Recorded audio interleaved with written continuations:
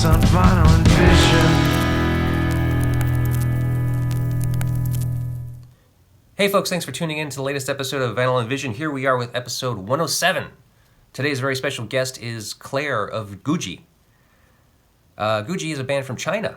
It's very exciting for me to have my first guest from China on the show today. But it was strange. She was talking to me at 10 o'clock in the evening, and I was speaking here at 10 o'clock in the morning. So very different kind of overlap of time there. But a great conversation nonetheless. She's a great sport, very fun, very energetic, and the conversation is discussing her band Guji, which is a fairly new band. They are kind of really in a pretty early stage. They just put out this brand new EP, I guess I should call it. It's self-titled Guji on Godless America Records. 6 songs. So great poppy synth-driven music, but there is an angle to it that is comparable to the choice of her choice of album to speak about today, The Monks, the early years, 1964 to 1965.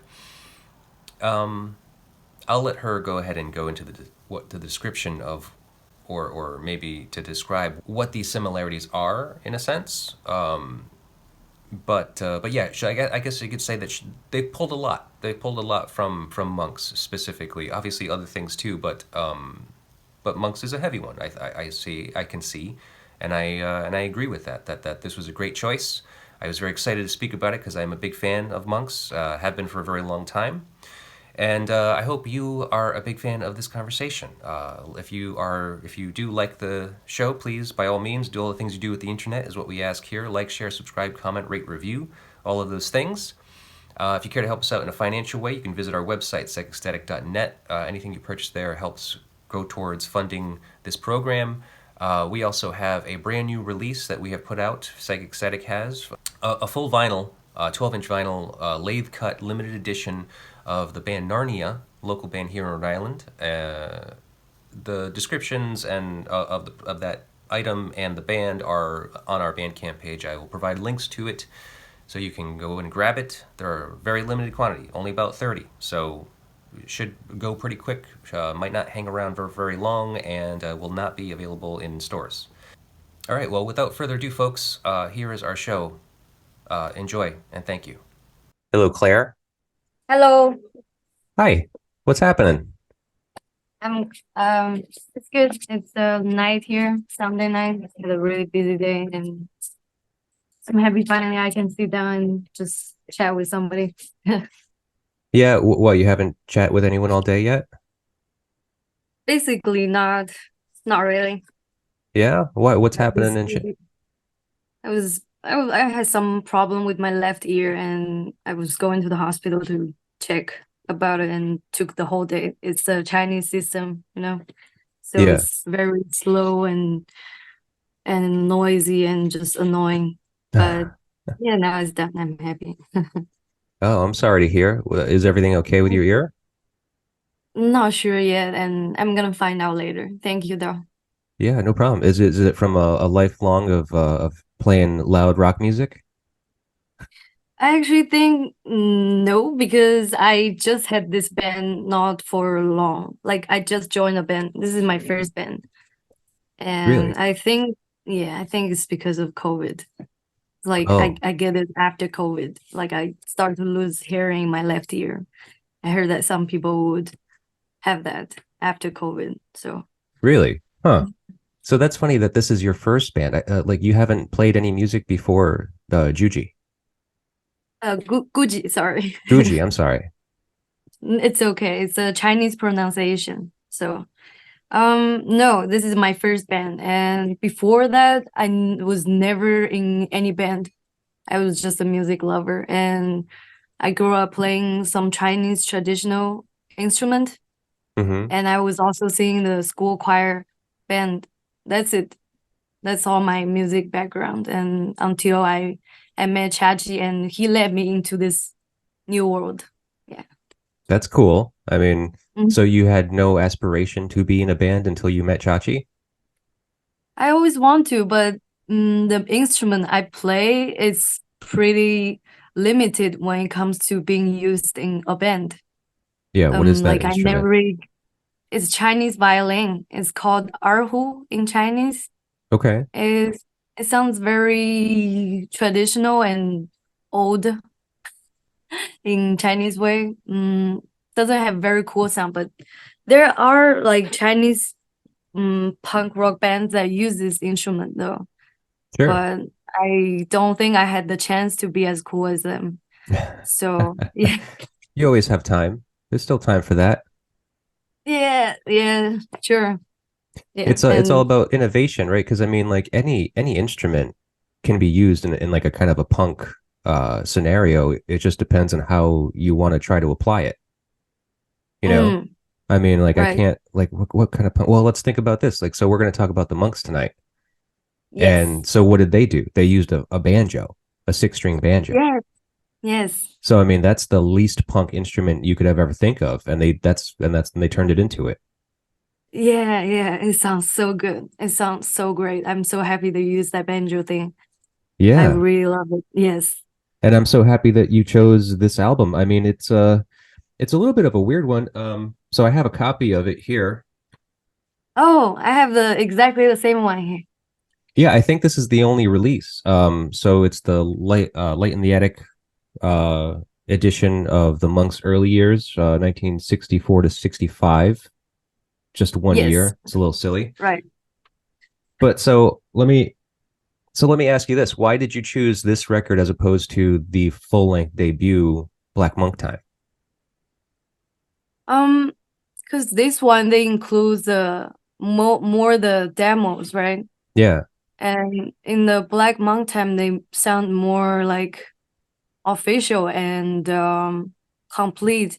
But I kind of like in this album the raw and primitive sound of it. Hmm. It's just very simple and but like keep repeating the same beat, but also very powerful. Like the first time I heard it, I was attracted right away. Like I was asking, what is it? Like it just got me right away. Yeah. Yeah. So did you hear this first, or did you hear Black Monk Time? I heard this first and I didn't really hear Black Monk Time. I heard some pieces from it, but then I was like, I like that one more. I Yeah. like this one more. Yeah. Wild. Okay. Um, Yeah. I like your reasoning. Because it's interesting. I mean, I've known Black Monk Time before I knew this record. I actually Mm. bought Black Monk Time when I think I was 18. And Wow. this was in 98. So this was actually right when the revitalization happened in America. Oh. Because it was somewhere around the mid to late 90s that, Black Monk Time was first released in the United States. Oh. As a reissue from some, I think it was Repertoire Records, I think. And Okay. so I remember going to the record store, In Your Ear Records on Thayer Street, and I went and Jay Kendall, the singer of the Amazing Crowns, was working there. And I had heard about this record. I don't know who told me about it. I was just like, I got to go buy that album. So I went in there and I bought it on CD. And I remember him Wow. just like looking at it and like, how record store people like size you up. They're like looking at you like, you're some weird punk kid and you like monks. That's cool, man. Yeah, you're gonna like this. I remember him saying that. He's just like, this is a good choice. You're gonna really like this. And I was just like, okay. Wow. So Okay. yeah, and it was great and it blew my mind. It was an amazing record. I still love it to this day. So it's interesting to hear this now because I haven't listened to this until you chose it. So you just bought it or you always have it? No, actually, this copy is actually my friend Dan St. Jake's record. I borrowed this from him just for tonight Oh. because I knew he had a copy of it. I remember looking through his record collection. It was just like, oh, you got that early years one. Okay. So I was just like, Okay. this might help in my research. So I grabbed it from him. So I read the inside booklet and stuff like that. And it's good. I mean, I think it's cool to see the progression of like where they came from into what they officially made as their record. Um, Yeah. but I don't know. I mean, it's a little different for me because I'm just like I love Black Monk Time so much. Like Okay. you hear these like little kind of like the inception of these songs that for me are very iconic now. Okay. So So yes, when did you get this record? What was your experience picking this up? it was a Miles Chachis, and it's like he watched the movie Big Lebowski. Oh You yeah. know them, Yep. and they have some the monks track in that movie, I hate and you. then yes, yes, when they were in the bowling venue, and then Chachi heard it. Then he bought the Big Lebowski soundtrack vinyl. Then he Okay. found out about the monks, and then he asked one of his DJ friend gave him this one. I don't know why not a black monk that one, but he Mm-hmm. gave him this one. And one day he was just playing, and I heard it, I was like, God, I really like it. Like I fell for it right away. Yeah. And yeah, and afterward I found out it's actually a collection of a bunch of not complete songs like demos, right? Right. Then I went to listen to the Black Monk Time that album, and I realized I like this one more. Hmm. I just like the um the not complete, the the exploring Yeah. feeling in it. Like Yeah. it's because it has so little words, so make it sound very experimental, Sh- especially at that time. Yeah. sure. Sure. I mean, it's already such experimental music. Yeah. So I agree with you. I mean, that's an interesting outlook. I mean, it's funny that you have this perspective. I mean, you're a younger person than I am, obviously. I mean, how old are you, if you don't mind me asking? I'm 27. Okay, yeah, I'm 43. So, Oh wow, you yeah, definitely don't look like it, I'm being honest. thank you. I appreciate that. Um, so like I said, I was 18 when this came out in the States. So I mean, like that for me was very monumental. And plus, I only had Black Monk Time. This wasn't out. This didn't come out until 2007, right? I forget what year it Um, was. 2009? I'm not sure 2009. actually. Yeah, yeah, 2009. So, so let's see. I mean, so you got this from Chachi because you guys do live Yes. together. Yes. All right, so you blended your record collections, like you both put your collections together, and Oh, so I don't have a vinyl player. He has it, and he has all the vinyls. I only listen to music online, and when I listen to vinyl is when he was playing. oh, okay. Sorry. No, that's fine. I just kind of wanted to get an idea of what your experience was like. So he got this on vinyl from a friend, a DJ, and he brought it home, and that's when you first listened to it. Yes. And this was when? Mm-hmm. Is I think it was 2 years ago. Yeah, Okay. it was 2 years ago. And this is the first time you've ever heard the Monks. Yes. Cool. All Yes. right. And so 2 years ago, so this is in the pandemic. Yes, because it lasts for like almost 3 years, right? Yeah, it was Yeah. during that time. Yeah, and that Yeah. was much harder for you in China, right? I mean, where exactly are you? I'm in Shanghai, and Shanghai. it was like it has different stages. At the beginning, it was like you can only stay home, but you can still order things get delivered. And the next Hmm. stage, you can go outside, but everything is closed. You Right. cannot even get cars or anything. And the next stage is that you can only stay home and you get nothing. You can just wait for the government to deliver things to you. And sometimes it doesn't happen for 2 weeks. Like Oh my we'll God. worry about getting water or food supplies and shit. Yeah. Yeah. And when finally opens up, we can finally go outside, but you still need the health code to remain green to go to any public places. And a lot of bars were closed for a very long time. Yeah. Yeah, until the revolution that people started in Shanghai.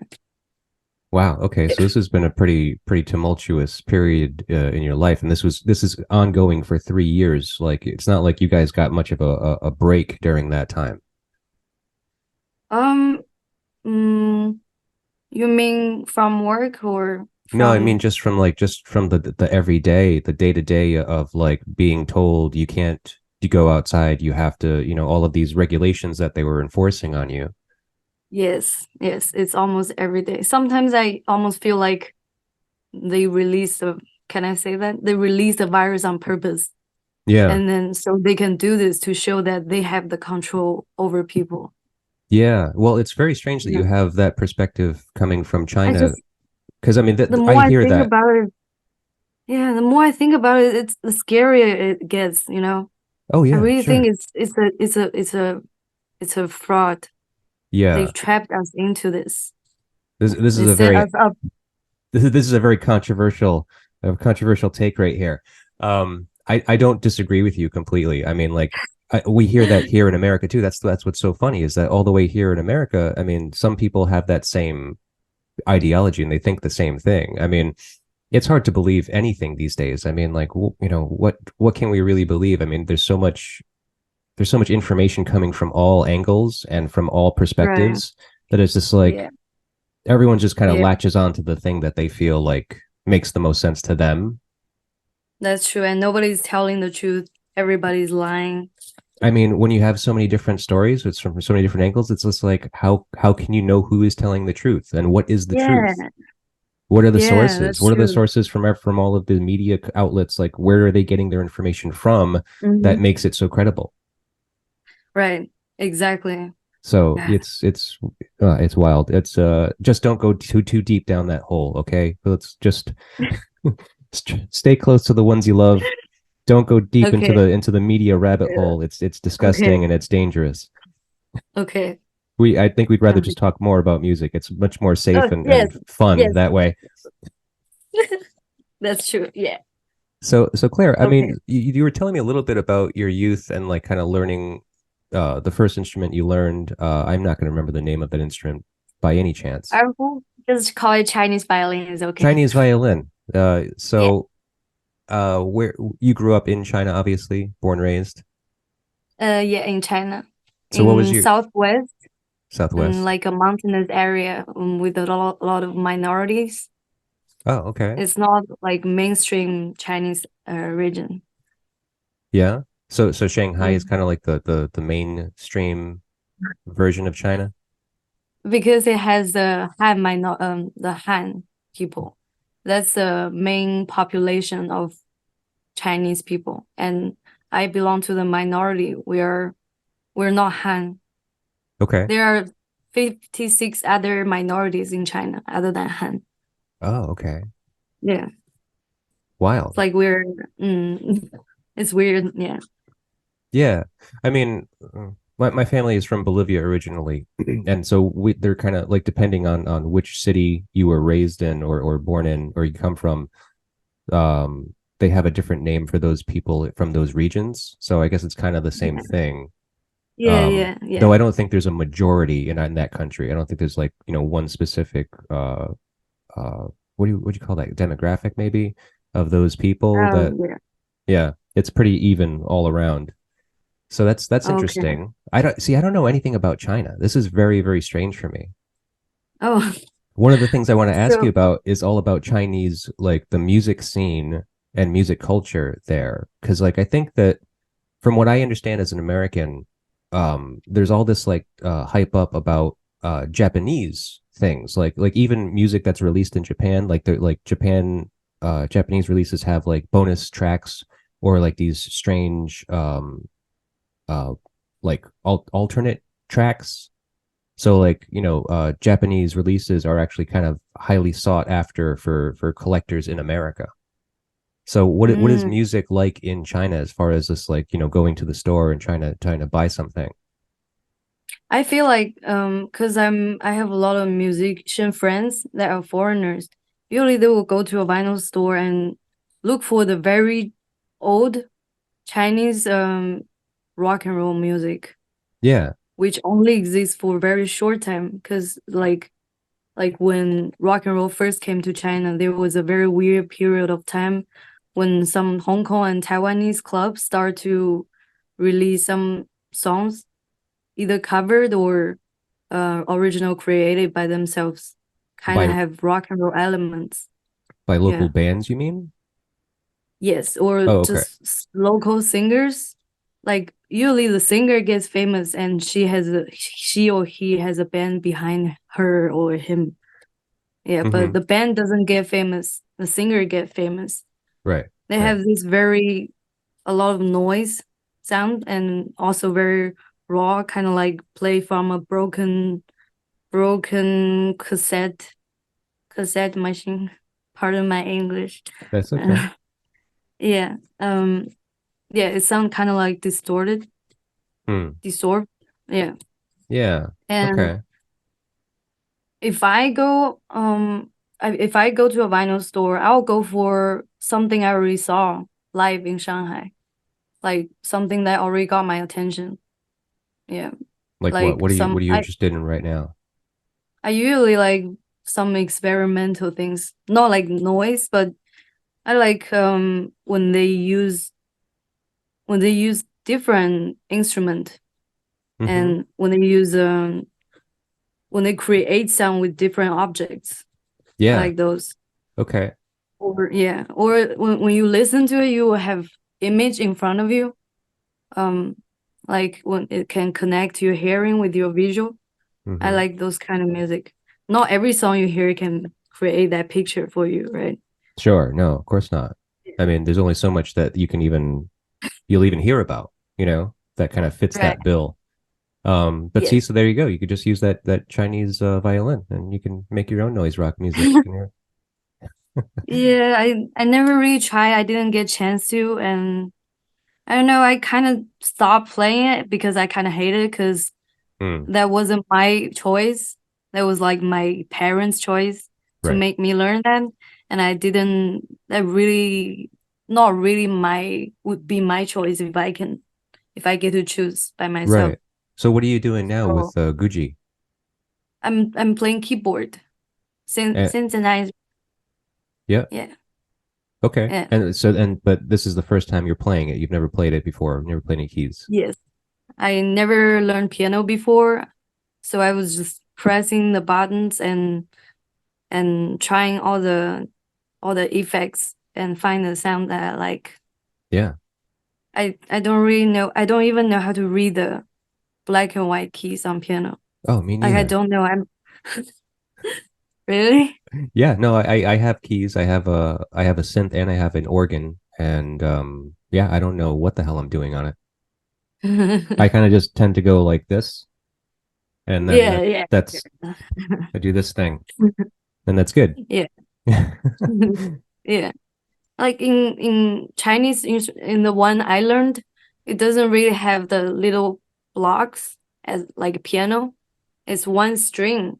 So when you press different part of the string make a noise. So I just can't put my mindset in the blocks. I can only judge the sound from like the area. I don't know Hmm. if that makes sense. You're talking about the Chinese violin. That's how I hear the music. I can't see the blocks. I cannot Yeah. see the blocks. I can only hear the flow. Yeah. Well, that's Does all you that really make sense? need. All you need to do is hear it. That's like, I don't know how to read music or anything like that. So, I mean, as far as, writing is concerned, I don't write anything down. I just play whatever feels good, whatever sounds right, and then put all Mm. those things together until it makes something that's kind of like a cohesive song, you know? What what do you play? I primarily am a bass player, but I play Mm. guitar and drums and keys. So Mm. yeah, I don't know. I might just start writing my own music again. It's been a while. Wow. So you Yeah. have a band as well. No, not really. I think my band just fell apart Oh, like last shit. week. It just shit the bed. Oh, shit. Yeah, it's Really? fine. It's Oh, fine. I have too many things to people do are, anyway. oh, okay. Oh. Are It's, I you mean, sad? a little sad. Luckily, I didn't put too much time into it. I mean, we were kind of working on it for a year. Uh, Mm. it would be really sad if it was like working on it for like 3 or 4 years and then Oh it my fell God. apart. I'm sure. Yeah. Yeah. Mhm. But so now let's going back to you and your childhood. Like, so what was music like in the house growing up? In the house. Yeah, where What you do you, grew up, like with your parents? oh, my dad has a lot of cassettes when I was growing up. He has a lot of European songs, American songs collection. They're all in one cassette. I remember he has one with Backstreet Boys Hmm. and Right Here Waiting, Wherever You Go. That one. That's Okay. basically my childhood. And also, of course, some other Chinese pop singers. Yeah, Yeah. that's what my dad listens to. Yeah, and some Wham songs, of course. Whoa, He was man. also listening. Yeah. He likes the real pop stuff. All right. Yeah. And mm, when I was around 10 years old, my mom, she teaches in university and she asked one of her students to buy me a MP3 because my mom know nothing about the digital things. Hmm. And that student got one MP3 for me and he also put some music in it, like some rock and roll music that he likes. Like Oh kind of yeah. yeah, that's kind of weird. That kind of opens up the door for me to like some different kinds of music I don't really listen. I can't really access to at my age at that time. You never heard this stuff before. It was just like all new rock music. Yes, Okay. right. And this Hmm. was when you were how old? Like 10, 12, Oh, maybe okay. even earlier. Yeah. And So, I, so this guy sends you, so your mom picks up this MP3 player from this dude, yeah, like an iPod or something like that. And it's yeah, already yeah, got music in it, and you just start exploring what's in there. yeah, So right. what was in it? Mm, I think in there was definitely Metallica, Okay. even though Like I don't really like them anymore. There was definitely Nirvana. there And depends on what Metallica. You could be talking about Saint Anger, or you could be talking about like, Ride the Lightning or something. I'm t not talking about their first album, like their later works, the It popular may, ones. oh, it was. Okay. Well, that's hit or Yeah, miss. Yeah. but still, because in China, even until now, the mainstream is just pop songs.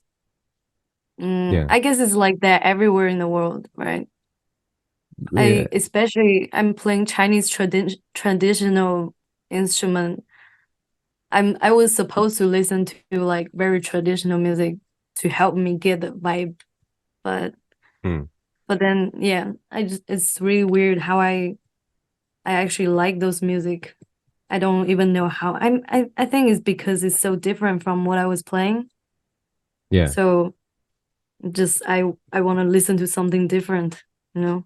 Sure. I mean, it was kind of like an immediate visceral response to your kind of current situation growing up in, with pop music and traditional Chinese music and stuff like that, playing a traditional violin for the most part.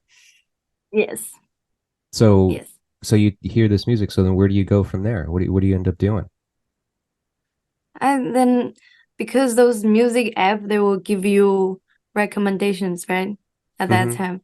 Or I will just go for like the band or the singer names and then I find more music or they have like collections that has this song. I'll go to that collection and Right. find out more songs. That's also kind of like mm, I didn't really listen to songs in album until I meet Chachi. And I didn't know that actually a lot of people do that and that's maybe the better way to do it because then you get the whole idea of the band's story behind this album, right? But Right. before I was just listening to collections of different bands, like pieces and pieces. Sure. So Just it's like an mm, internal mixtape. yeah, yeah. I just listen to the melody and the lyrics. I like it, and I just put in my favorite. But now I start to listen albums, and that's a totally different experience. Hmm. Sure it is. Yeah. Mm. Especially on vinyl. I mean, you can listen to the digital album too. I mean, and still get the kind of the same idea from it, but uh yeah, it's a different feeling altogether, really. Mm-hmm. I So agree. let me see. We should probably fast forward to Guji's time. So now Guji essentially happens because you're stuck in the house with Chachi for the pandemic, right? Yes, we're so bored, and all of our instruments are in the practice room. I mean, his instruments. We only have synthesizer at home. And so we were just, I mean, creating things on the synthesizer and writing, like, and we always just write very simple melodies for the songs, but then put some really weird or very dark lyrics in it to kind of make fun of the very basic, not make fun of, is because the music nowadays, they're so brainless, I feel like. Like they don't really try, you know what I mean? For pop feel music, like, you mean? yeah. I Yeah. feel like they're not really trying, so we want to make it sound very effortless, but put more effort in the lyrics Yeah, to I give it mean, more. Yeah, I've been listening to your new EP, 6 songs, and it's great. It's you guys really did a thank great job. thank Uh, you. you're very welcome. I mean, not only does it sound good, it sounds lo-fi, which is kind of, I think it was your idea. I think you wanted to do that. Yes, yeah, Yeah, because you know, it's reminiscent. Obviously, I mean, I think a lot of people are talking about it and comparing it to early Devo, early B-52s. yeah. You're a fan of that music as well. You've been listening to some of Oh that. yeah, oh Okay. yeah. I'm a big fan of B-52s. Yeah, Big fan. yeah, and so I Yeah, mean, it has that same kind of a little bit of that same structure where your lyrics are simplistic, but they are poignant. You know, they're kind of like they're definitely pointing a finger at situational things in your life currently, which uh, circumstantially they happen to be because of the pandemic and because of the country you live in. yeah, Um, you totally get it. yeah, I mean, Yeah, and it's fun music too. It's really fun. It's really energetic. It's really exciting to listen to. Um, I guess just for those reasons. I mean, like, you know, I don't want to analyze the music too much, but like, can I ask you about one of your songs, the song I like to hang out in China? sure. So in the song, like it said, you say, "I like you assuming." Yes, it's like, okay, let me think. It's like Chinese, not all Chinese people, the very, very typical kinds. They like to show the appearance to make people think of who they are, but they actually are not. Mm-hmm. That's not who they are. So they like people to assume they are a very generous person or very rich, Mm, or they don't care about how they look or just anything, or they have a good job, you know. right, That's just some observation when we're hanging out around Shanghai and China. right. You can see that everywhere here. Yeah, Yeah. I mean, I think that's very. I'm not trying. I think that you're probably correct. I mean, I've never been to China, and so I couldn't speak to it. But I mean, I think that's relative to us in America as well, and I imagine everywhere in the world. I mean, especially with Yeah, social yeah, media and stuff, definitely. everyone's posting all of the you know, positive aspects of their life, saying Yeah. like, "Isn't this great? I got this. I'm doing this, and this is great." But at the same Yeah, time, yeah, you don't know what's going on in their life, in their personal life, and in their home, which could be falling apart for all we know. yeah, yeah. So it's that same Yes, public that's true. perception thing. But I mean, I can imagine that it might be a little different in China. It might be a little bit more extreme because there's a cultural aspect to it, correct? Like Chinese people are very scared of losing face. Right. They don't want people to think bad of them or talk bad things in front of them with a lot of people when they're around a lot of people. They Hmm. only want to listen to good things. Right. But then, yeah, Yeah. like lose face or yeah. That's a Does that make sense? it does. No, it makes complete sense. It's Or just they don't want themselves to look not pretty or ugly in public, or they don't want to do the dirty work nothing in front of negative. people. They don't want to make fun of themselves. They take themselves too seriously. I'm Yeah. not saying everybody, just saying typical Chinese people that I don't like. Yeah. Mm. No, I hear you. I hear you. I mean, yeah, I mean, I think we can all relate. I think that's what it comes down to. And that's one of the beautiful Mhm. things about your music is that, even though it seems, kind of uh circumstantial to where you are and then in this time that you've made it, I think we can all relate to it very heavily. Yeah. Hmm. Thank you. So, but so being in a band that brings on a lot of tension. Like getting back to the lyrics of I like you assuming. I mean, I was kind of taking that more of a personal thing, like from the aspect of the singer saying, I like you assuming about me because you don't know who I am. Oh, so you mean like people think they know about you, but they don't. Well, yeah, because I think like the way I took your song is the singer saying, it make it's funny to me to think that you are thinking about me and what are you thinking about me because you're wrong, you know? Oh, okay, okay. Yeah, yeah. I Uh, get what you mean. Actually I don't. It's kind of like gets me a dizzy feeling. all right, all right. I won't go too far into that then. I don't want to hurt you.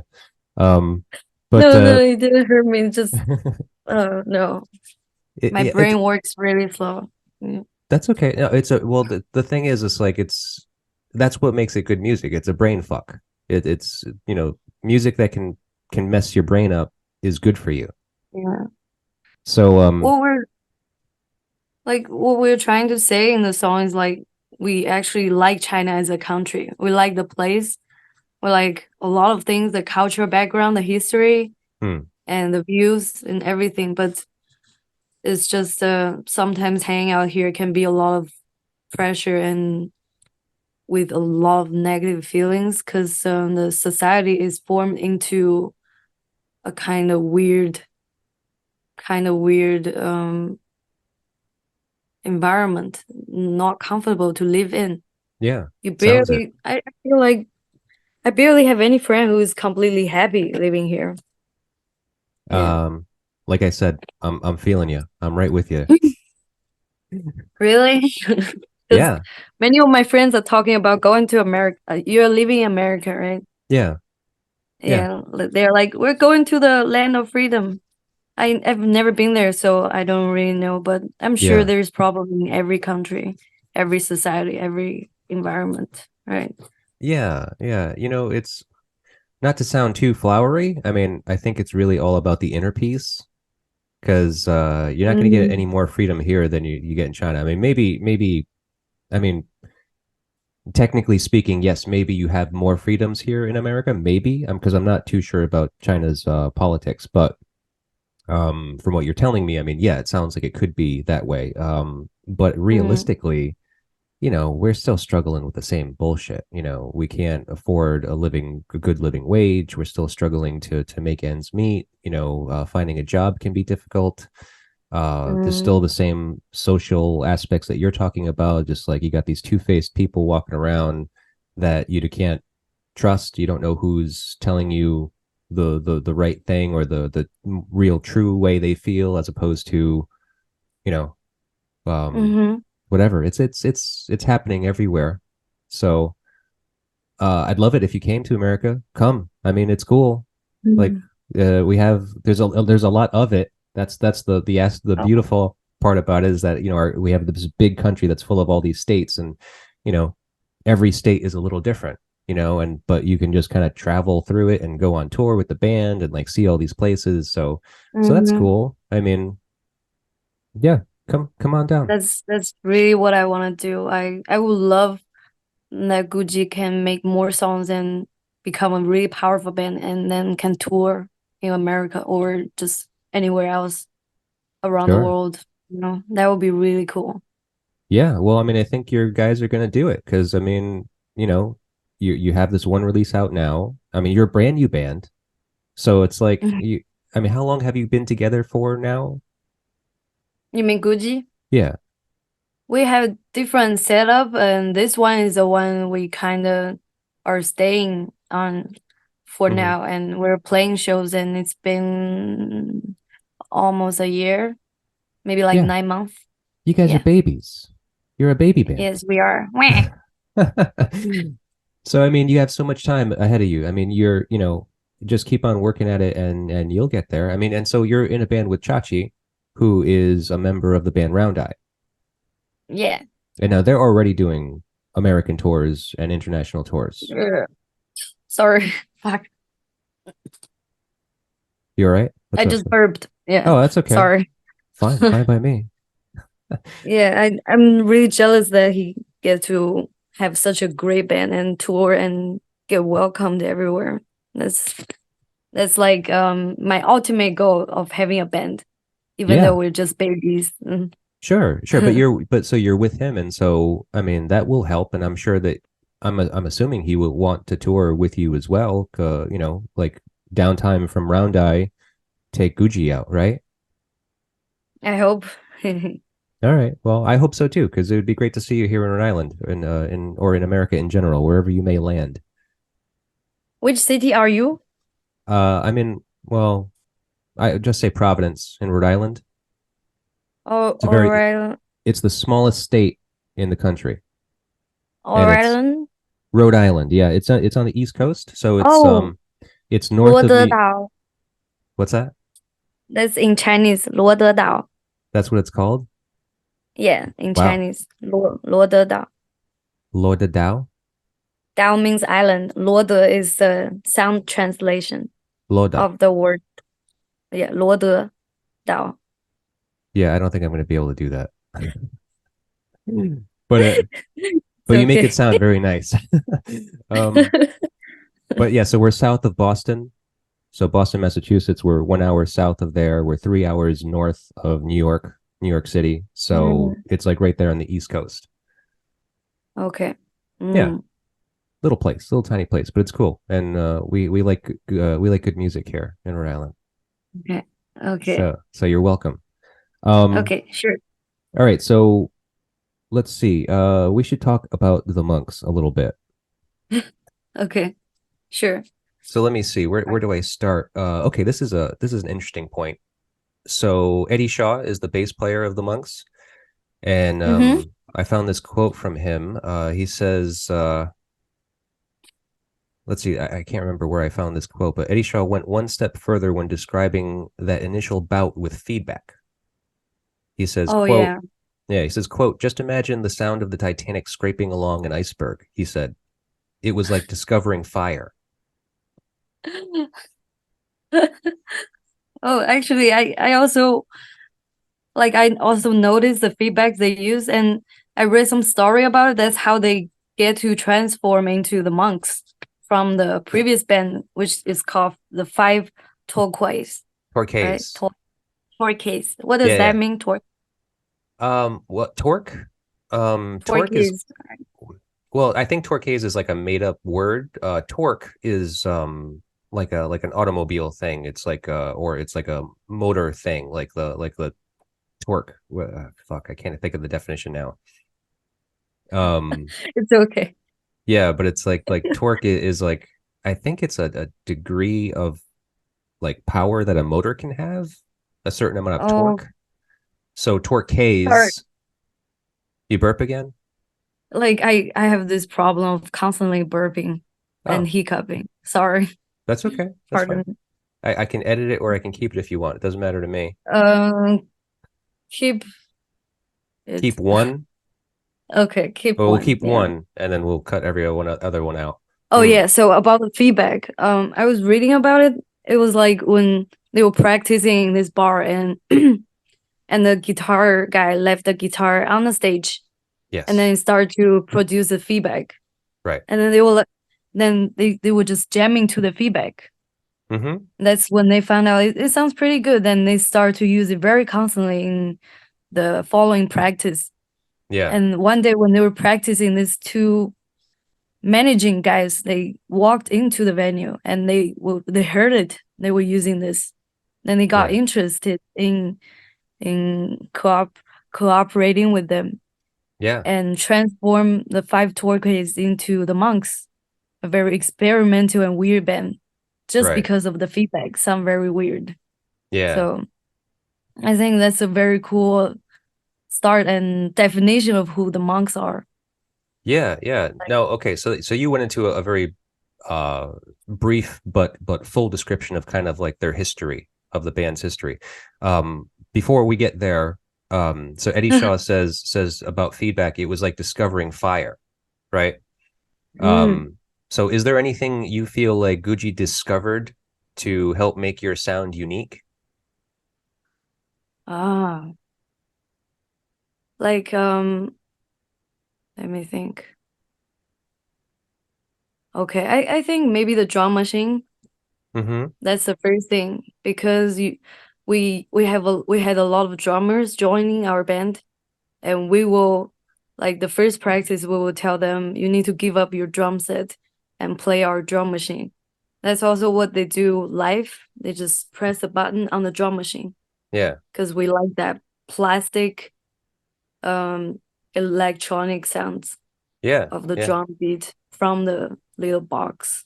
Okay. And we also like to add different noises. Like I like to hang out in China. We had the suona. I wonder if you noticed after the second verse. That's also a Chinese instrument. The little, the very sharp horn Oh, okay. during the break, the bridge between the second and third verse. Yeah. Hmm. And that's a traditional Chinese instrument they usually use in celebrations or funerals. Like Oh, the okay. happiest and the saddest moment, they use that instrument. Huh.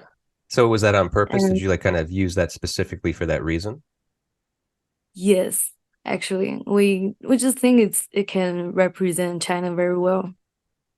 But you know what's funny? This instrument is not originated from China. It's from Arab, just like Chinese violin. It also didn't come from China. It was from Arab, but we call it Chinese instrument Well, you kind of have made it because your own, I imagine, over all the years. yeah, right, right. It was passed to China during the Silk Road Yeah. period, Oh, trade okay. trade period. Yeah. Yeah. We're all thieves. Yeah. Every Yes. every culture has stolen ideas, stolen inventions, instruments, Yes. culture. Yeah, we're all Mm-hmm. fucking thieves, you know? But Okay. that's the culture. That's the way that the world has worked. That's the way that we've kind of come to be where we are. Yes. Right. So You're right. let me say I have another quote from Eddie Shaw here. Says, quote, "It was all about deconstruction, about getting rid of all the unnecessary words and chords and notes." Shaw remembers, quote, it was about playing music with tension and taking something so far to breaking point that the audience is getting nervous waiting for the change." Mm. So I was wondering about Guji's music, and it's just like, are you conscious of that as well? Are you kind of consciously like when Guji make is writing music, are you conscious to the idea that you're trying to make people kind of uncomfortable in one way or another? Actually, a little bit, and especially in the song "My Mouse Suit." That's Mm-hmm. the one, two, the third song in the album, Yeah. and that song when we were playing it live, we will make the empty and repeating part very long, like until we can see some people are getting impatient Yeah. because Yeah. we just want to put like some experimental elements when we were playing that long and repetitive parts Yep. to make us sound weird and to make people feel what the fuck, you know? Yeah. And Yeah. yeah, but it didn't really sound like that in the album. We do that live though. Yeah. Yeah. I mean, I guess you didn't record it that way, but I mean, but so obviously you are thinking about that. And do you think like the Monks was kind of specifically a inspiration to do that? I was thinking about that because I read some people saying their music when they transfer to the monks, they're trying more to get accepted by the German audience. Right. So they make the words as simple as possible Mm-hmm. and make the music very bouncy, like focus on the beat and the bass, Yes, the Uber beat. and very repetitive, so that it can kind of cross the culture and language barrier. Mm-hmm. But I also read in one of their or the interview saying people at that time they find this kind of music really hard to dance to. But Yes. like later on, they start to rediscover and find it very easy to dance to. Sure. So I was kind of confused about. So are they trying to make it more acceptable or not? I think with Because time, I think what happened was that with time, people caught on to this music, and this is kind of like what I was talking about with my previous guest Ben Krause from Neckbolt, because I know that he's a fan of the band Arab on Radar, which is a band from Rhode Island here, and they're a noise rock band. So I'm a fan of noise rock music in general. And, so my experience seeing that band was just like, I first saw them play and I was just like, these guys are fucking insane. Like, I don't know what's going on here. It's just like, it's kind of like seeing the Monks, where it's just like, it's so shocking at first when you don't have any frame of reference. You never heard anything like this before. Right. But then the more I would see them and the more I would listen to them, I would buy their records and I would listen to the songs repeatedly. And I was just like, okay, now I know the music. Now I know what's coming next.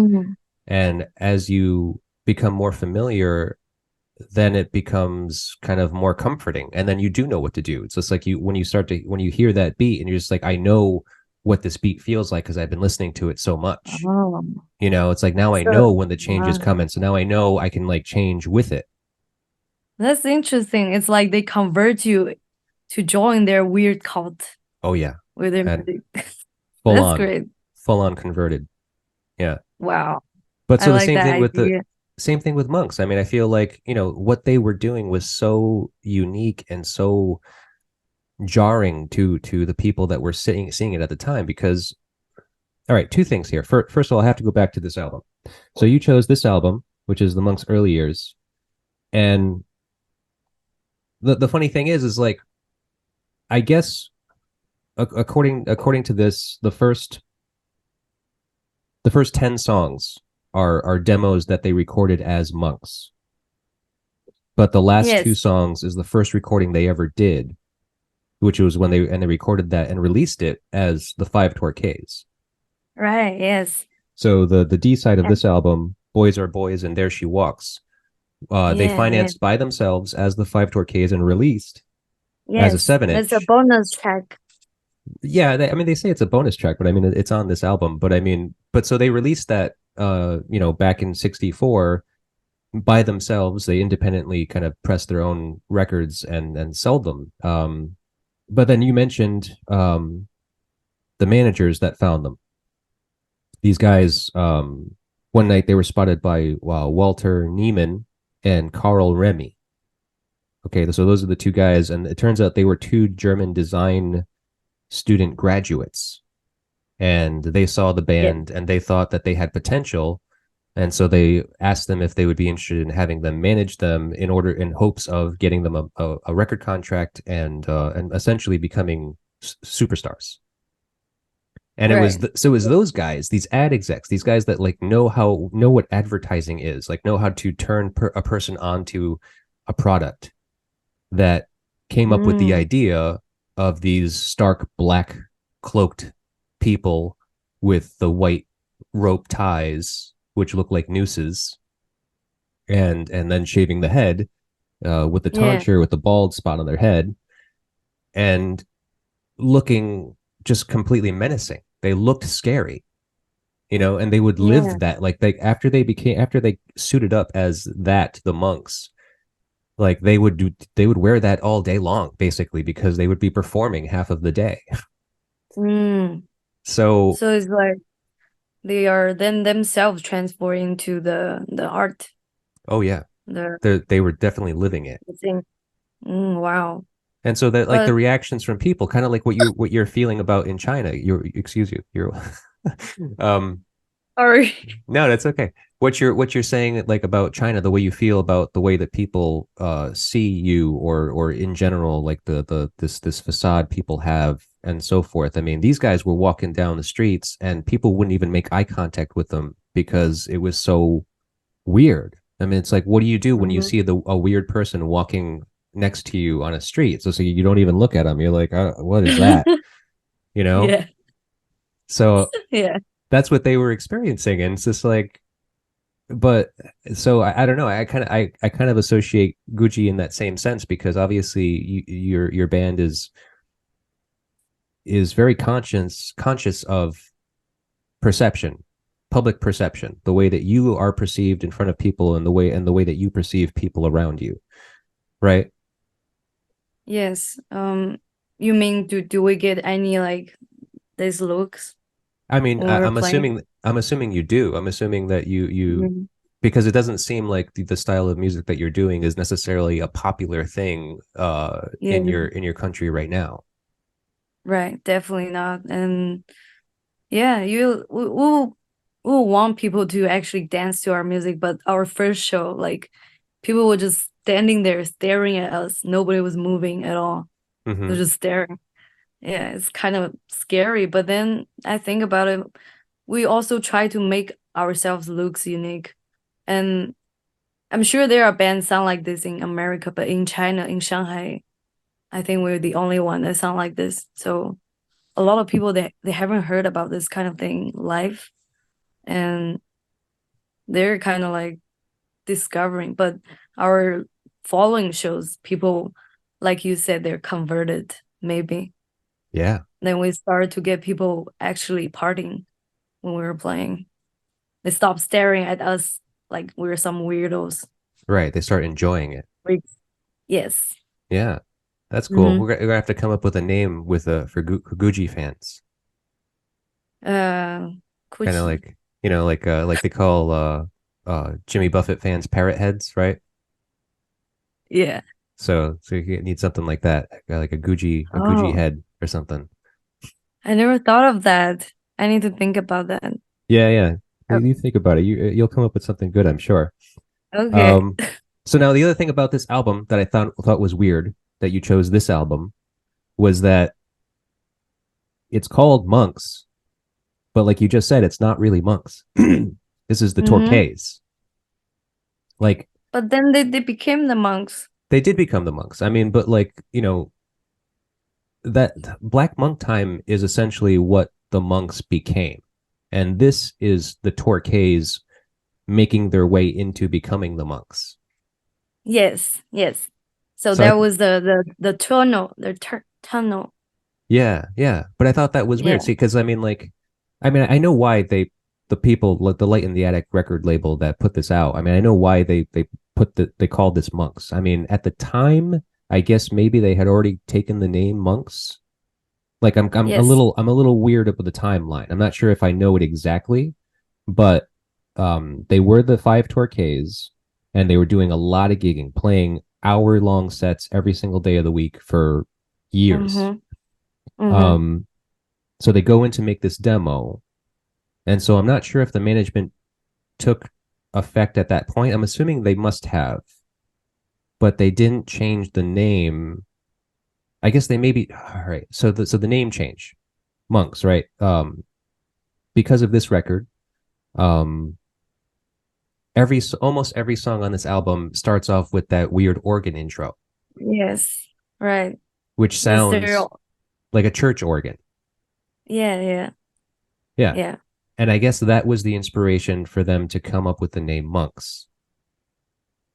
I was also thinking it's probably came from the song Monk Time because I feel like they're very kind of like peaceful band. The Monk Time, that song, if you look at the full lyrics, not on this one, on the Black Monk Time, Yeah. it was talking about against Vietnam War and stuff. And Right. then um they want everybody to become the monks, like peaceful and no desire and no killing. Right. I'm Yeah. also kind of imagining they get the name from that song. or they make the song from the name. I don't know. Okay, well, so with Monk Time specifically, I mean, that's so I have the lyrics here from the album, right?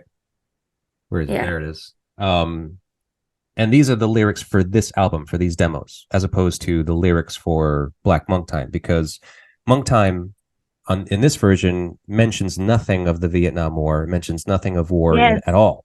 It's Right. beat time, it's hop time, it's monk time, and that's it. So I mean, I guess they came up with Right. the name already. They had already changed themselves into monks, but they didn't have the political aspect behind their music, and they didn't have the image yet. You know, because yeah, so like the lyrics here just say, hey folks, attention, for the monks are coming up here. It's monk time now. Yeah, come on now, it's monk time. Yeah, it's beat time, it's monk time, and that's it. That's the whole song. Right. So at least as far as, kind of the difference between this one and then the Black Monk Time version, yeah, it's heavily political, and it was definitely definitely purposeful, I guess you could say. Mm. So what I have as a quote for Monk Time, and this relates to the Black Monk Time version, this doesn't relate to this one necessarily, but I have a quote from Eddie Shaw that when he was speaking about that song, he says, "The government may not reflect the interest of its people." And I feel like that's kind of something maybe a little poignant to you and living in China now. I think all the governments are like that. Yeah. No, They're all looking for their best interest or their own personal interest, and not for the better of the people. I think so. Yeah, they're just trying to control the people using different ways to get Like the viruses. society, get the society united so it's easier for them to manage, Right. right? Oh yeah. Otherwise, why the government exists? Yeah, Sorry. I don't know why government exists, really, to be completely. Mhm. We really screwed That is ourselves coming up with this idea of government. I don't know. that is weird. Yeah. I mean, it's the same thing as major corporations. Like, why did we allow major corporations to happen, to take advantage of the people? These few people that own, huge stakes and make billions of dollars from major corporations that end up controlling forms and aspects of the government through, uh, donations and so forth, basically paying off politicians to vote in their favor. It's Mhm. it's corruption to the umpth degree. But if there's no government, then there will not be punk music or any rebellions art, right? Now here's the philosophical question. It's like, what came first, the chicken or the egg? Yeah, right. No, I mean, if we didn't have government and so forth, what would we have to rebel against? I guess if we don't have government, some people will be rebellions against no government. Sure. They will There, always be opponents. yes. Yeah, I think you're absolutely correct. Yeah. So long as there are too many people in this world, there's always going to be people that are opposed to others. Yeah, yeah. Wild. All right. Let's get a little lighter here. Let's move on to the next song, Love Came Tumbling Down. Mm.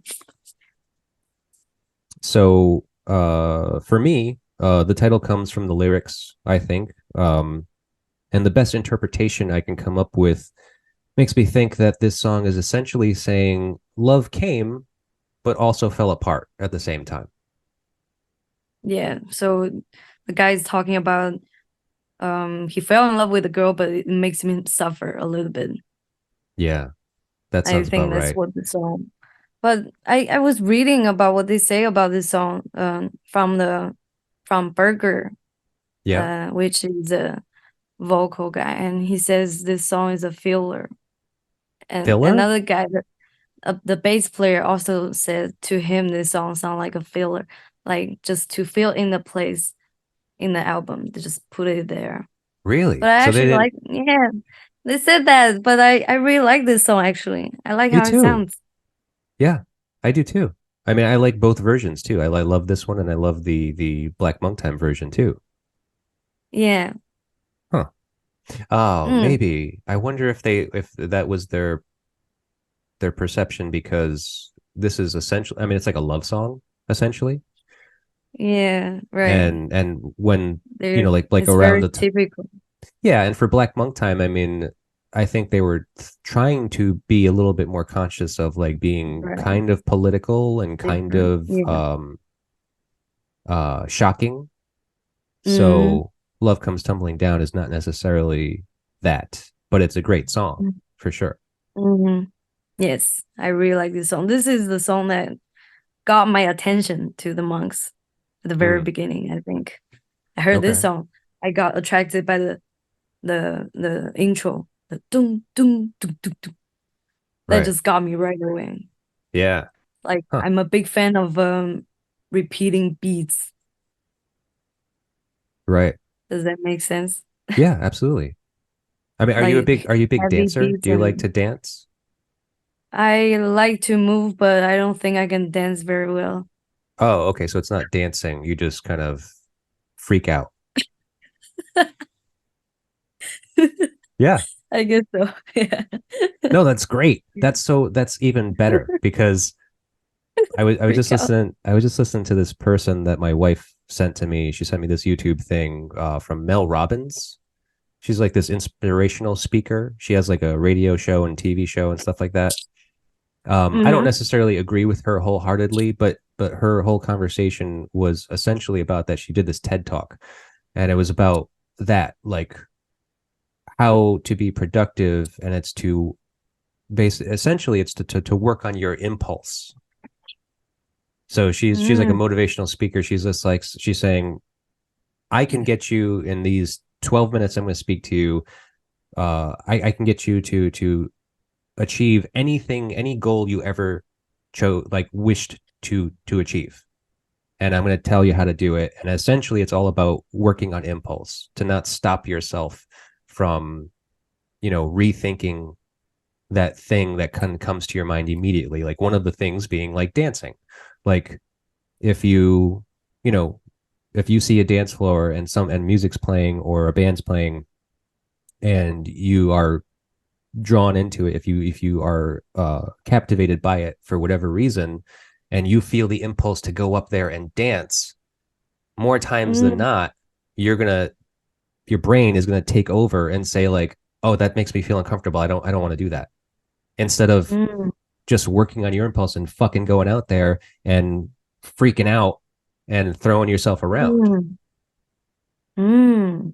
like some of the I audience for see. monks, because like they were when they were performing as monks in the black cloaks and everything, people were scared. People didn't know what to think. They didn't know how to react. They didn't know what to do. But Mm, some few people kind of, from what I heard in descriptions of like what some of the audiences would reactions would be, it sounds like they were, you know, essentially coming up with the first form of like moshing and hopping. oh, Like punk wow. So, shows, in England they do the hop a lot. They just do the bouncing thing. yeah. In America we mosh and we fucking thrash around and fucking bang into each other. And that's essentially what some people were doing. These few people that would react to their impulse. Wow. Wow. That's cool. It's so primitive. Yeah, Come it's from your instinct. the most primitive. It's amazing. I mean, That's so cool. I like kind of that. Wow. kind of wish more people would behave that way. I wish I would behave that way. I can't. I'm too controlled. I'm too I don't know. Um Shy? I am shy to a degree, yeah. I mean, I can talk in front of people, but I can't oh, I certainly can't dance. I cannot dance in front of people. Really? I Like am even freaking out? Cannot? no, no, I can't. I like every now and then, I mean like when I was a young kid, I think yeah, I could more easily and I had. And like there were certain circumstances like there was this one time I think I was 22, maybe 23, and I had just gone through a bad breakup with this girl. I really, really liked this Oh. girl, and she just basically was just like, we're not, I can't do this anymore. I don't want to do this. And so I was Oh. heartbroken, and I ended up going out with my brothers, a couple of my brothers and my friends, and they were like, "Oh, fuck her, man, forget about her. Let's go out and let's go have a good time. We're going to go to a show at AS220, this club down here." And I was just like, "Okay, whatever, fine." And I was drinking. I was drinking a lot. Um, Mm, so we end up there, and I just remember there was this band playing. I think it was called the Neo '90s Dance Band. So it was like okay. this big band playing this music that's just really energetic and really danceable. And at that show, I ended up having a Miller High Life beer in my hand, and I was drinking it, but at the same time, like all of us were on the dance floor, my friends and my brothers, and we're all like dancing and freaking out and moving around. Wow. And I shake my beer and I'm spraying it all over the audience and myself. And like I take my shirt off and I'm still freaking out and spraying beer. And that was the only time I've ever done that. And I don't think I'll ever do That that sounds again. like a really good time. Really, really good time. It was a Yeah. really good time. And it was really funny because like there was a woman that was performing with that band that night who is a kind of a popular musician now, Erin McEwen. She was like a folk singer, but she does a lot more different stuff now. But she was like doing a residency at AS220. It's an art commune. So they have residences there where artists will live, and they'll give them reduced rates so that they can work on their art and not have to think about paying rent so much. So she was there sitting in with the Neo '90s dance band. I remember her coming off the stage and talking to us, and she was just like, me all beery and wet and half naked. And she's just like I just really admire what you guys were doing. Like I can see you guys like are really like in love with each other. Like, I was with my brothers. I was just like, yeah, I love these guys. They're my Oh. brothers. We love each other dearly. And she was just like, I can see that. Like Mm, you guys are obviously really care about another, and it's really great to see this emotion in you guys. I was just like, wow. I guess that was it. Yeah, I guess that's what it was. Yeah. That's true. It's really important when you're freaking out who is around you to make you just go free to freak the fuck out. Right. You cannot really be that comfortable around anybody, around everyone. Right. So if you can reach that status, you must be around some people that you fully trust or feel comfortable being around with. Yeah, or maybe the opposite. Maybe like I think like now, Oh, like you especially don't know them or don't the care more about them at all. yeah, if I'm traveling, if I'm Yeah, like in a different like yeah, state or a different that's true. country, now I'll freak out. I'll freak out 100%. That's true. Yeah, yeah, yeah. Nobody knows me. That's right. So it's like no one's gonna Whatever. remember who Yeah. I am. Yes. So That's all right. true. So Yeah, now your yeah. time to share. When's your last freak out? When's your last good freak out? I almost I mean like every live show I go to, if it's like a punk show, I think I almost freak out every time.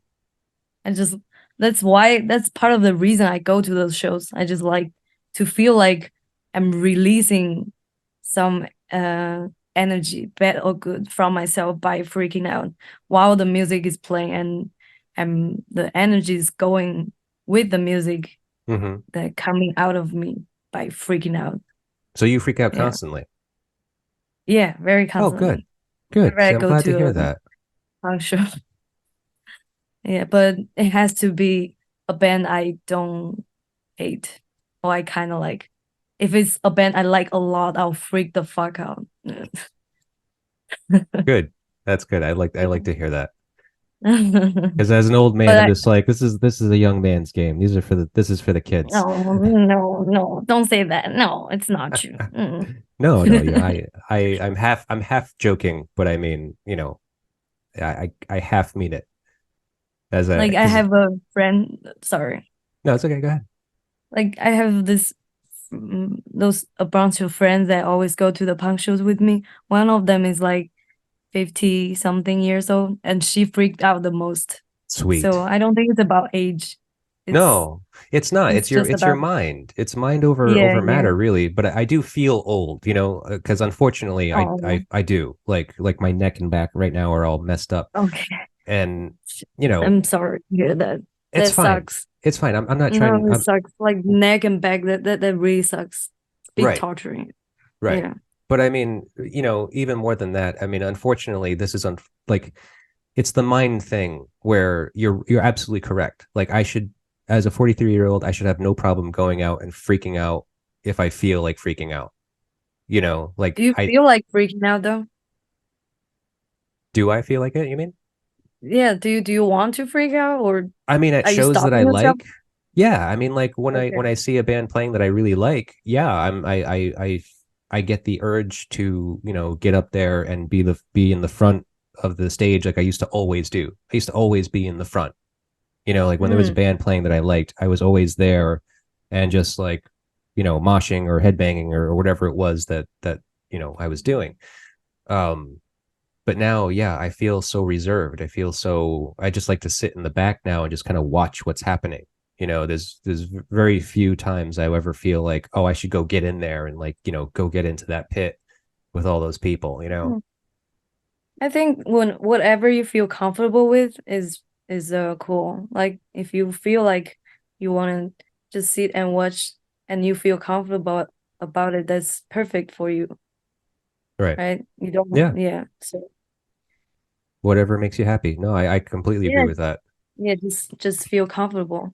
Especially you're going to a show to get entertainment, Hmm. to make yourself relaxed.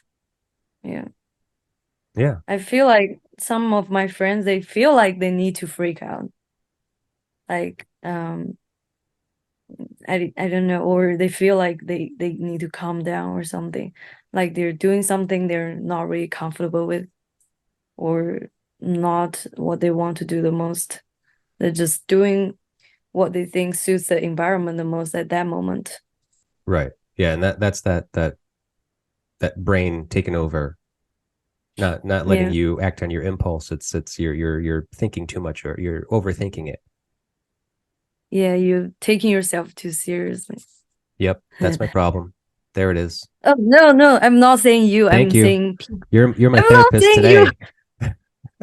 No, I'm not. I don't take it as offense. No, I honestly think that you're right, and I think that that's my problem. Is that I no, because I wasn't saying that is a problem. I'm just saying some people are taking themselves too seriously and think they should do what's best for the environment, not for themselves. I wasn't saying that to you. oh Yeah. I know you weren't, but I Because take it you that way because I think you're right. I mean I think no, that don't take it that way because you oh say you feel comfortable being, I just feel like people should be comfortable. yeah That's what I think. no Yeah. I wasn't trying to say something against what you do. no I that's fine. I agree with I understand. Mm. So Mm. we should move on. I actually don't have very much to ask you about a lot of these songs. I guess it's kind of my own perception because I know the Black Monk Time album so much and so well Mm. that hearing these songs is a little different for me. I also wasn't able to find anything about the songs specifically.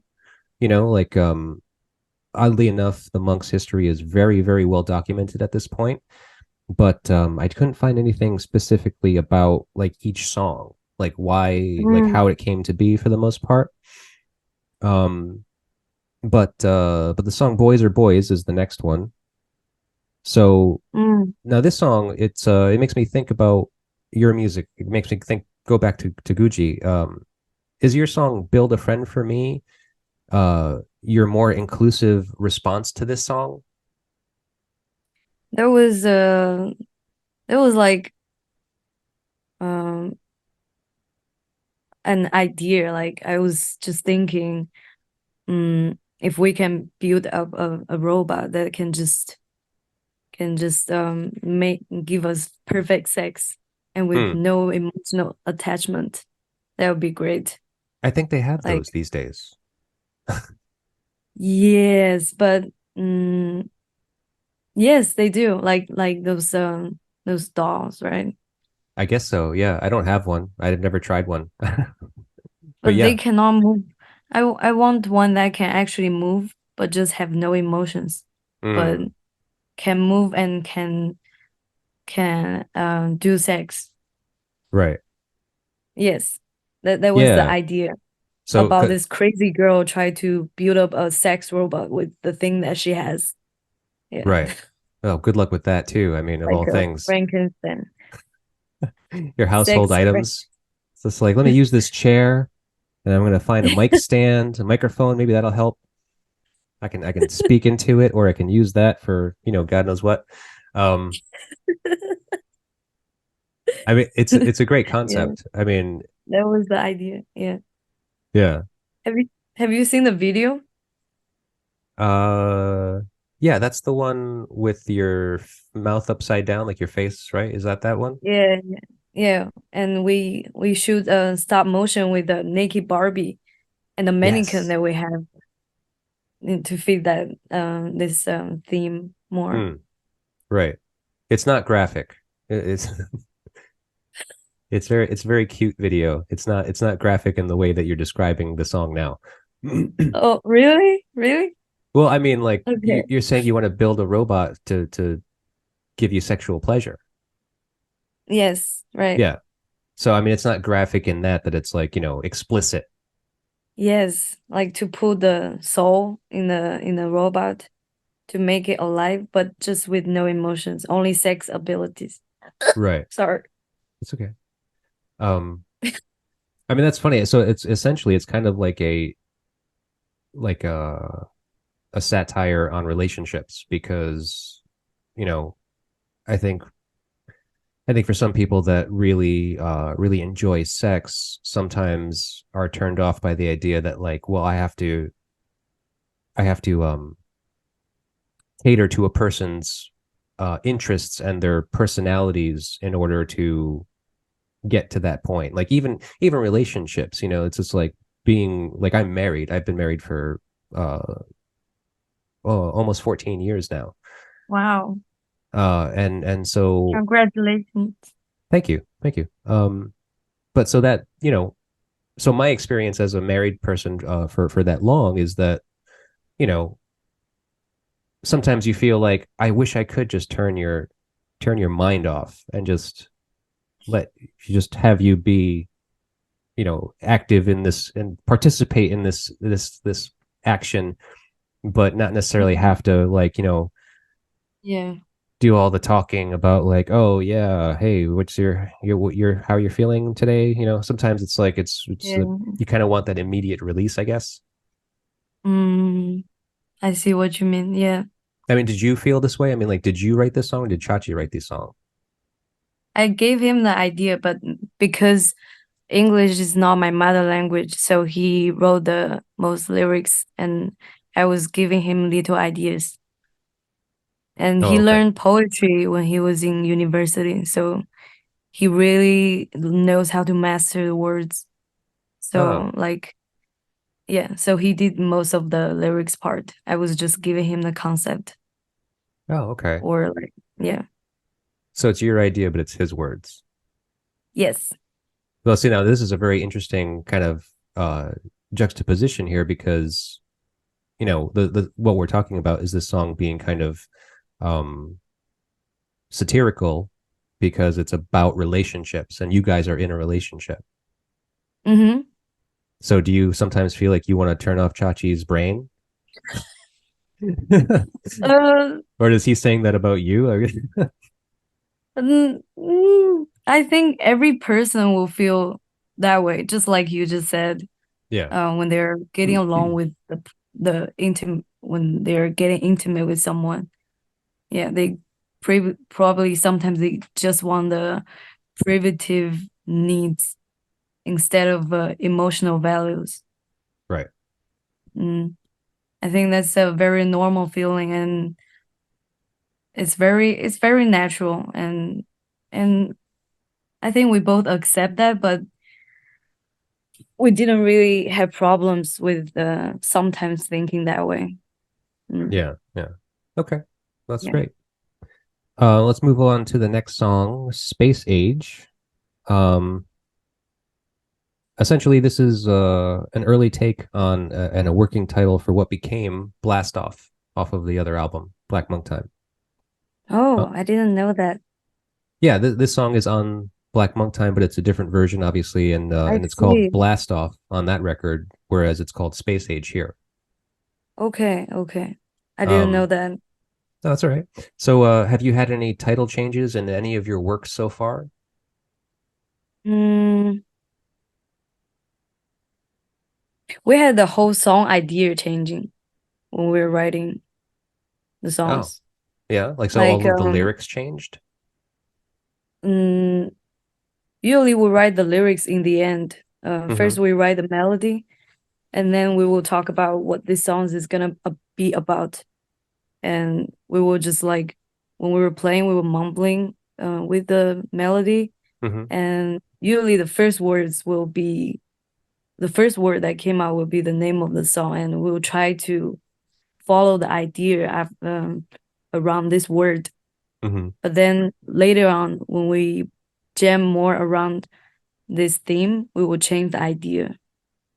Like Sorry Day originally. Sorry Day was about originally it's about a breaking up song. Like Mm-hmm. it's only gonna take you a week to forget someone that you love so much and then move on. That was a primitive idea of Sorry Day. Okay. Like you feel so sorry that you lost him, but just wait another week and see how it goes. That's why at the so but then when we edit the song more, we decide it become a song about someone fall in love with the person that he constantly dream about. Hmm. But then when he wakes up, she disappears. So every day is a sorry day. Yeah, Yeah. that's a great concept. Thank you. It just yeah, and just changed a lot actually since the beginning. Yeah. Yeah. And but Sorry Day, that's not on this album, is it? It is. It is? Yes. Oh, I gotta look for that. It's the second last song before Serious. Oh, okay. Huh. Mm. Yeah, I'll have to listen to that again. I don't think I caught that lyrically. By the way, I really, really hate the guitar part that was added in that song. But Chachi insisted and everybody else loved it so much. I hate that guitar part. I hate Ooh, it. That ruined the whole song. whoa. Hot take here on Guji's latest release. Um, that's all right. Hey, you compromise. It's a very difficult thing.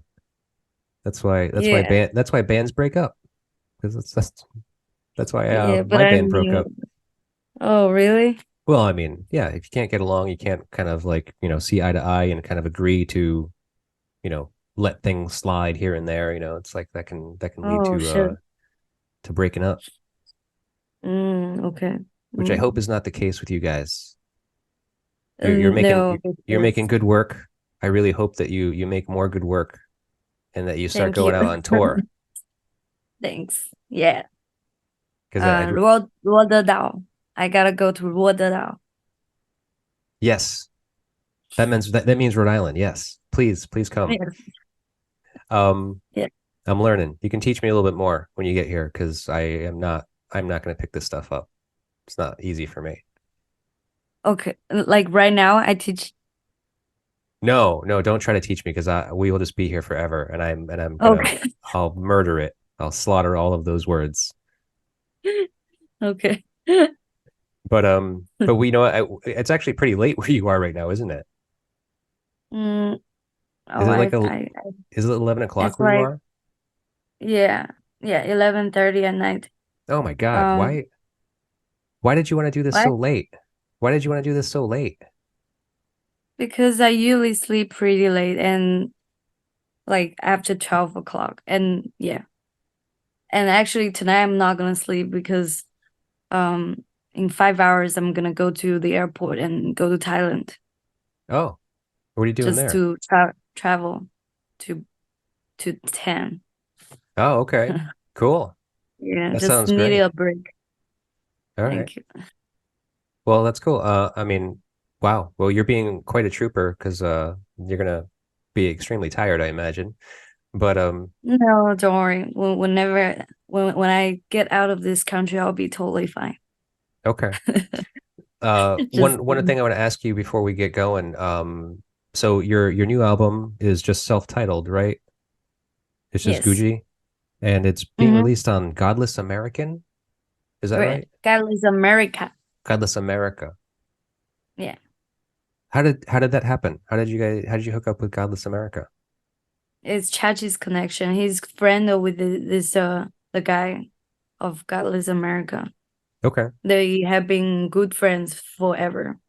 So he showed this guy some of Guji's work, and his friend really likes it. So he's like, "Okay, do you wanna do you want us to release your band?" So Chachi says, "Okay," and they only do cassettes. They only Yeah. do tapes.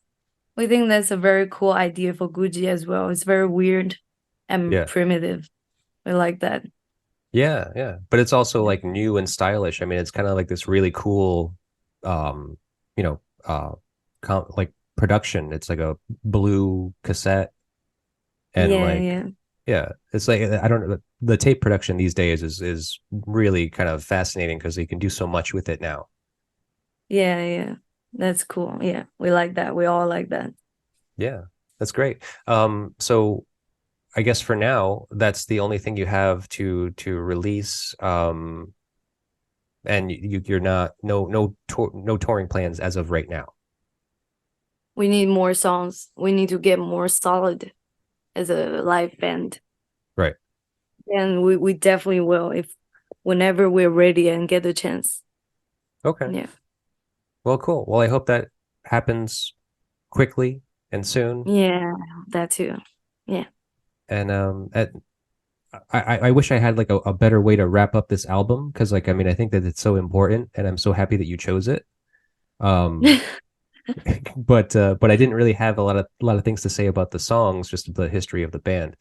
And I see a lot of connections between like what Gucci's doing now and kind of like a lot about Gucci seems very connected to monks, and I think this was an excellent choice. Thank you. Thank you very much. No problem. Yeah, that's So why I choose it. Mm, yeah, it was a great mm-hmm. choice. Great choice. I loved it. Um, Thank you.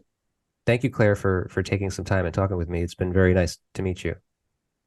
Thank you for hosting this. I really had a good time having conversation with you. Thank you. Feeling is Thank you. mutual. Have a good trip. Have a good life in Luodedao. Lo de Dao. You bet. You got it. All right. Yay!